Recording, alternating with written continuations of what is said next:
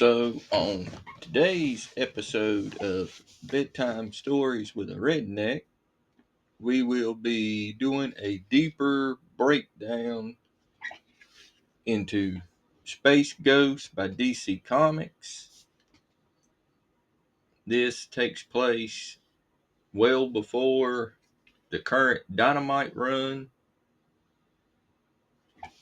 Uh, I was a little worried because I've never watched Space Ghost. I've never seen a single episode of Space Ghost. So if it is a good cartoon, then somebody comment and let me know. I'm just a little worried about how kiddified it will be. If it's not, let me know. But that's why I took a chance on the Dynamite stuff when it first started coming out, mainly because the covers were just spectacular on it. So, and I had seen reviews where people had said that the material was a little more adult oriented, like it wasn't kiddified. So I gave it a try and I've been liking it. So when I seen this the other day at McKay's, I didn't even know DC had done one. I didn't even know this thing existed. But I was pleasantly surprised to see it did. And I made shorts breaking down, quick shorts breaking down the issues. I mean, it's got really good art in it. Uh, if you've seen my shorts, thank you for the support. Uh, but when I finish a book, I like to do a bigger breakdown video of it to completely break the book down in a little more detail because the shorts, I've only got like 3 minutes to try to explain an entire issue, and sometimes it doesn't feel like it's enough to cover everything, so I don't get to share things like how I felt about it and stuff like that. It's just something quick to kick out to keep interest with something that somebody don't want to divert a lot of time to. Uh, for those who want the deep dive experience on how I felt about it and all that, this is the video for y'all. Usually when I do these book reviews, I try to stay away from heavy spoilers because I want people to enjoy this. The people who watch my shorts, it's a single issue, so I have to break it down with spoilers and everything. It's for the people that don't care about the spoilers. My book reviews are for the people who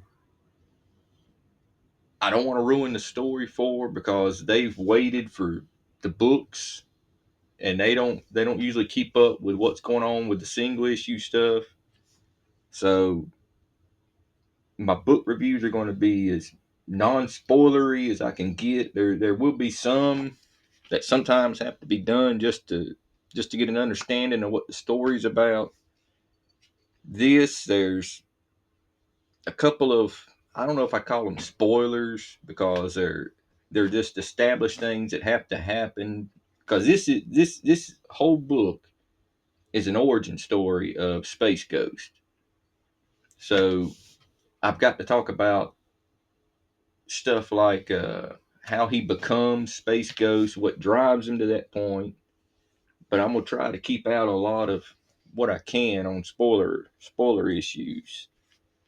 So anyway, we'll go over the build of the book first. I mean, it's a I feel terrible saying this.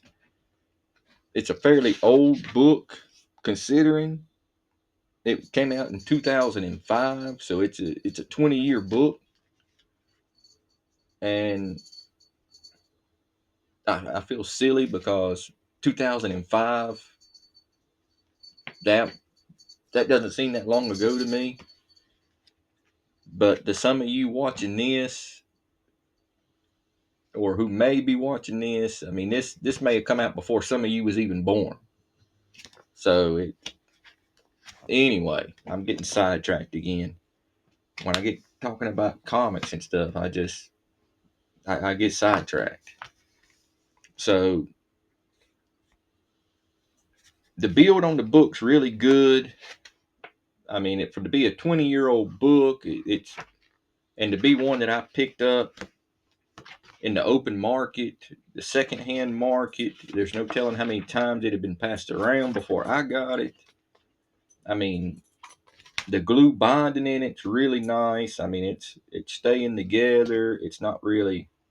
The seams are all pretty decent on it. You don't have where some books the seam starts to come apart. Uh, the paper's really nice. I mean, it's not thick, but it's not tissue paper thin. So the only thing I don't like, I'll go over what I don't like about it real quick, is through the whole book you have no covers separating stories. But I mean, it's easy enough to figure out where the end of a story is and where the start of another issue starts. It's pretty easy. But it's just one of those minor things that I hate when books do this. I understand that they're trying to keep the flow of the story without a cover feeling like a barrier in between the ongoing story. But to be honest with you, people like me, we're not reading this in one sitting. I'll read an issue or two, and then I've got something else I got to tend to, and I'll come back. So it's nice to have the covers. So it's like, hey, here's an automatic stop point. But all the covers are in the back.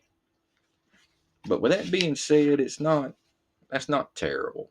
I mean, I prefer them to be in the book like they should be, but it is what it is. So as I went over, the art is really nice in it. It's got real nice art. Joe Kelly is the writer of Space Ghost, which kind of surprises me.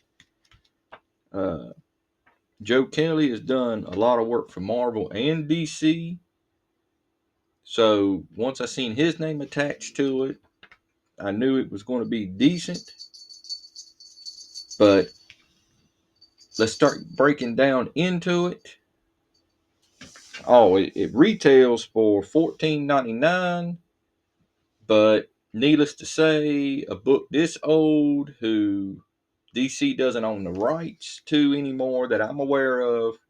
They must not, because Dynamite's doing it now. It's long out of print.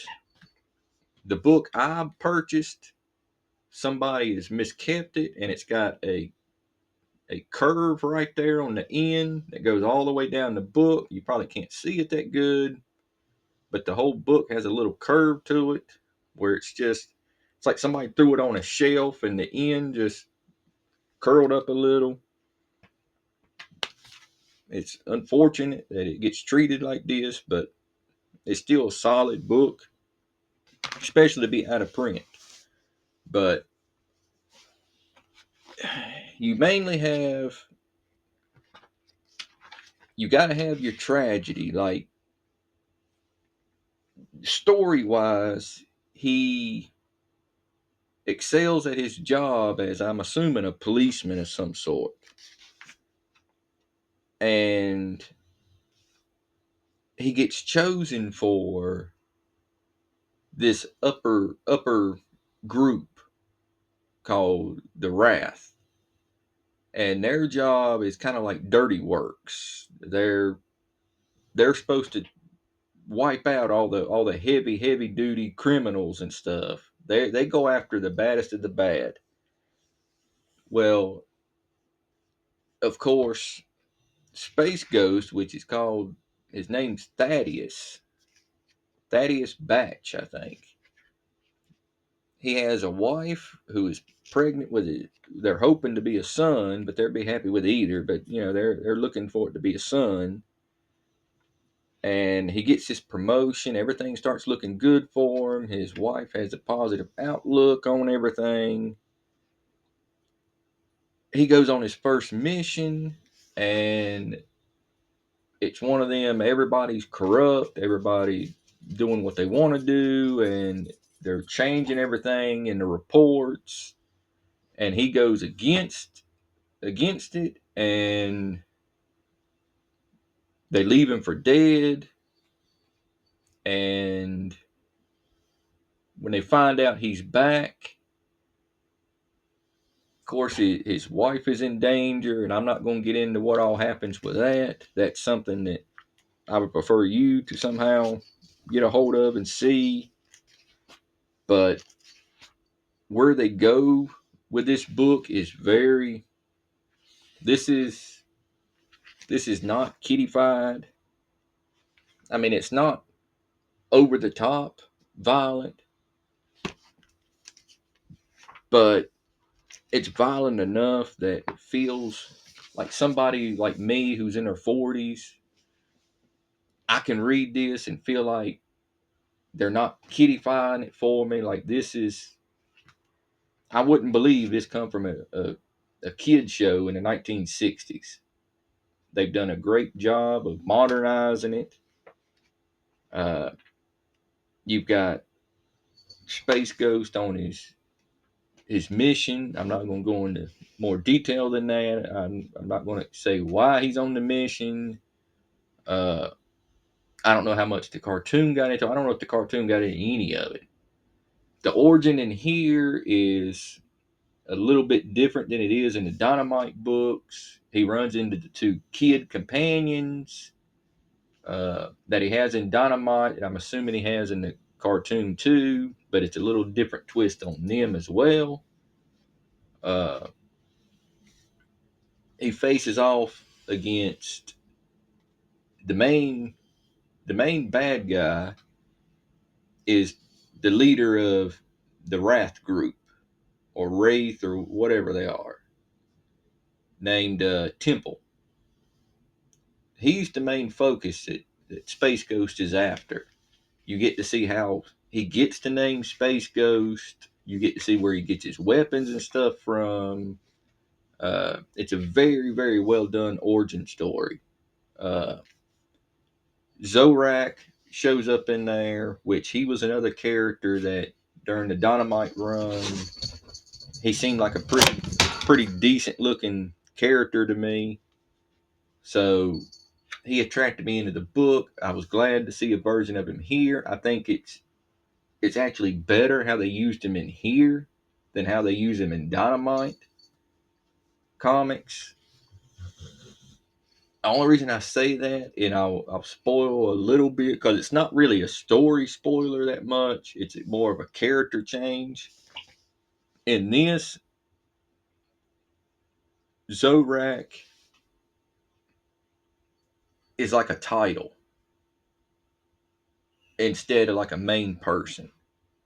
They make it very clear because it's a bug invasion. Like there's a whole species of these bugs, and they have a hive mind. And he tells a couple of the characters in there, you can kill me, but the next Zorak, the hive mind would just select the next Zorak, and the next guy who wasn't in the death area, we'll just choose a new Zorak. The so I like that mentality that Zorak seems like a bigger threat because it's not one person. Where in the Dynamite, it seems to be focused on he's just one singular dude.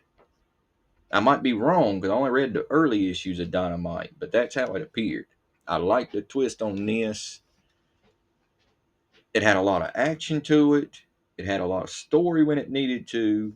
The story made sense on why he done and become Space Ghost. All in all, if you can find this in any shape, form, digital, whatever, and you're a Space Ghost fan, you would not go wrong with this. I give the art a nice 7.5. I give the story a good 7.5. I mean, it's not average by any means. It's definitely good. It's not the best stuff I've ever seen, but it's really up there. So a 7.5, maybe I push an 8 on it. Like it's pretty good stuff. So altogether, the story and the art, the my last impressions on this, my full impressions, this I would go up to say this was an 8 out of 10. This is essential reading, even if you're not a Space Ghost fan. If you're fans of stuff like The Punisher seems heavily reflected in some of this stuff. Batman is obviously a big draw in here. So if you're into those, and who's not, you will not go wrong with this. So if you are not subscribed, I ask that you subscribe. I'm a little channel. Any subscriptions and likes I get will go a long way. So I appreciate your time and keep reading.